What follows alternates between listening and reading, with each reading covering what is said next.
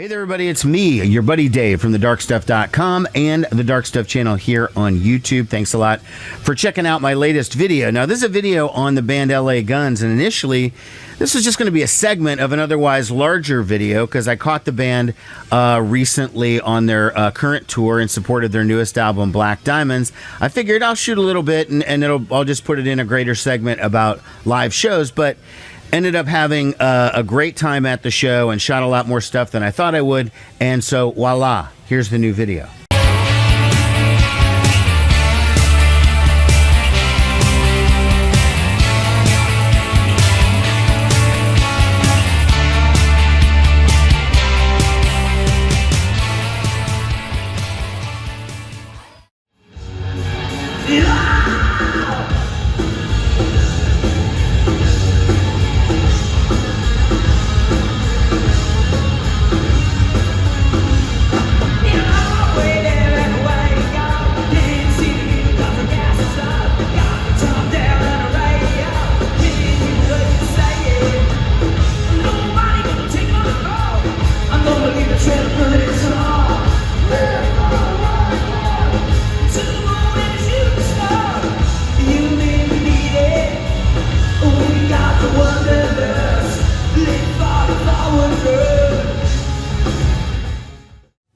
Okay, so I caught LA hard rock band LA Guns the other night at the Steelhouse. Probably the first time I've seen them since 1990. I did see them a couple of times when they were coming up back in the 80s.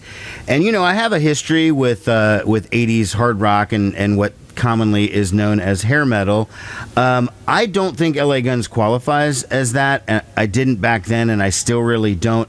They were hair metal adjacent for sure, but I never really thought they totally were part of that clique. I've got their original pressing of their first album.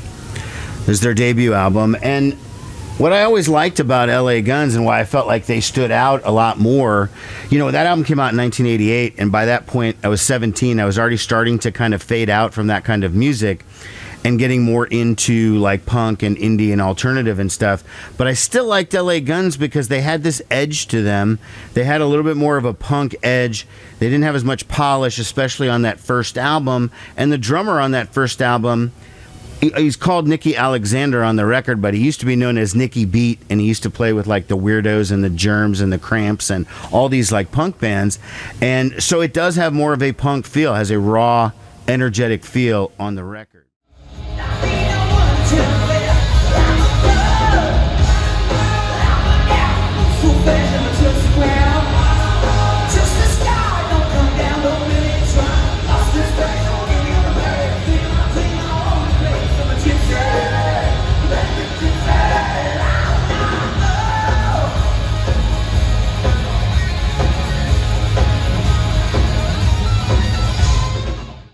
One of my best friends who you guys have seen in other videos before, he's in my video where I met Kiss back in the 80s, and we've done some discussion videos and stuff in the past, is good friends with Tracy Guns from LA Guns, has known him forever.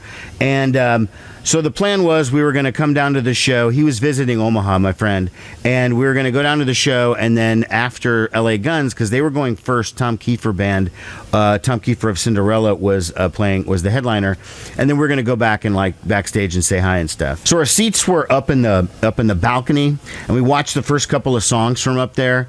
And surprisingly enough, even though I haven't heard a new LA Guns record since probably maybe this one, Hollywood Vampires from 1991, I recognize most of the set. I mean, they were playing a lot of stuff off that debut album, off Cocked and Loaded, the second album, and a couple of cuts off the Hollywood Vampires one.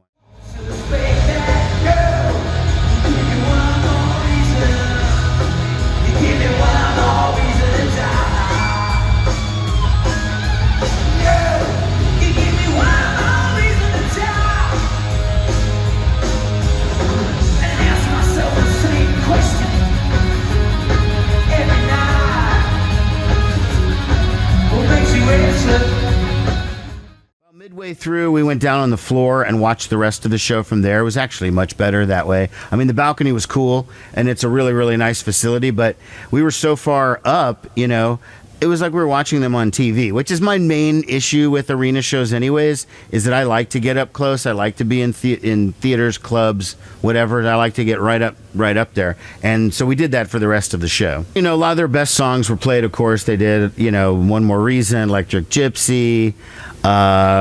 They did the Ballad of Jane. Although when they did the Ballad of Jane and I tried to film it, for some reason it came out blurry.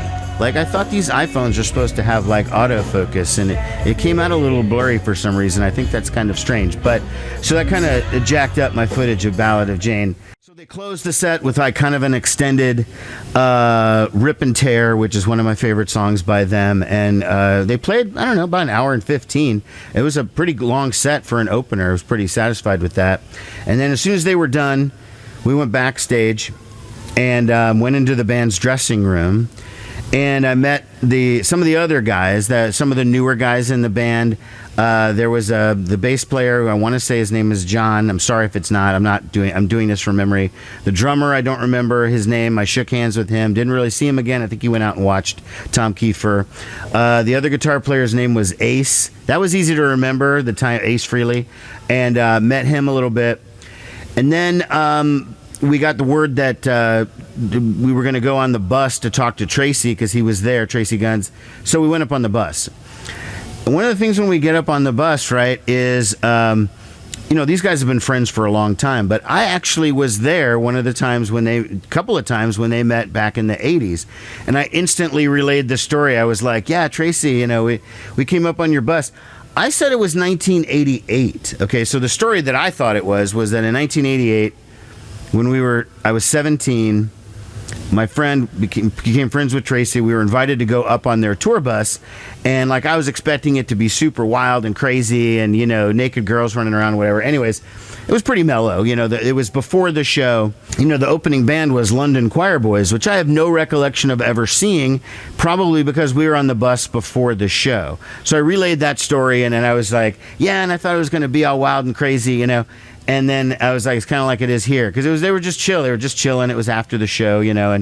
And Phil Lewis made a joke that they're usually running around with naked girls in the dark in the bus or whatever. But that wasn't the case. Anyways, I have obviously no photos from being on the bus because that's just not cool. You don't do that sort of thing. Mostly what I did was just sit there and listen, right? Those guys my friend Matt and Tracy are friends. They caught up. I just kind of listened, nodded along when I could. You know, I didn't mostly know what they were talking about or who they were talking about or whatever. So it was just, I was just more or less just hanging out.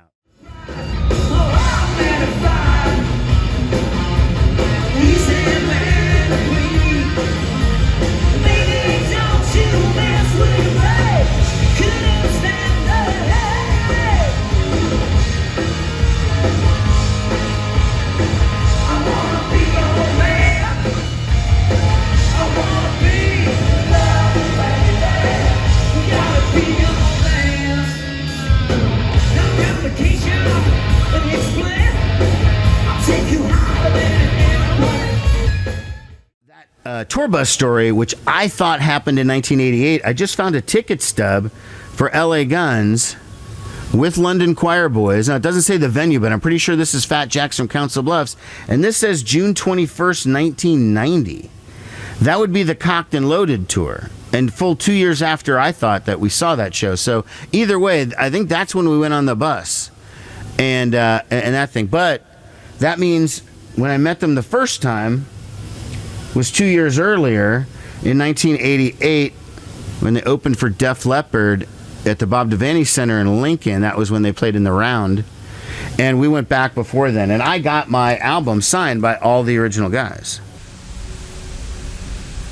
So I had those two events in reverse. I thought that we did the Fat Jack's bus thing first and then did Def Leppard later. Turns out it was the other way around. So after saying goodbye to Tracy and talking to everybody, we went out and watched the last like 20 minutes of Tom Keifer. Now, Tom Keifer, it was from Cinderella, of course. Here's my copy of my OG copy of the first Cinderella album.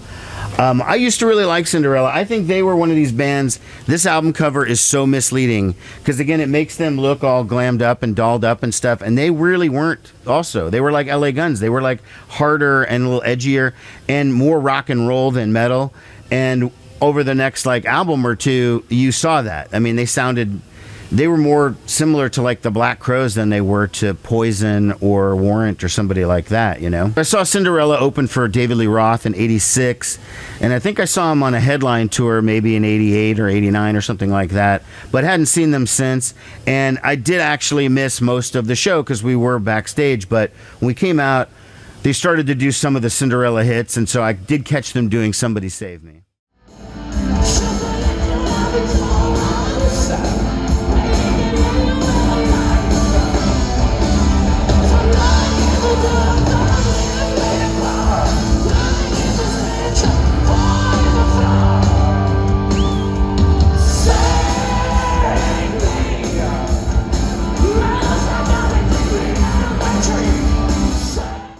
LA Guns does have a new record out. It's called Black Diamonds. Full disclosure here, I have not heard it.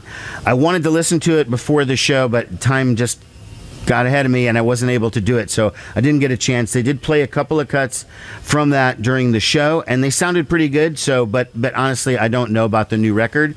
I'm much more familiar with the early stuff. But I'll tell you, it was a good show. It was fun seeing the guys, and yeah, it's a little different than it was back in 1990. But you know, I'm a lot different than I was back in 1992. Okay.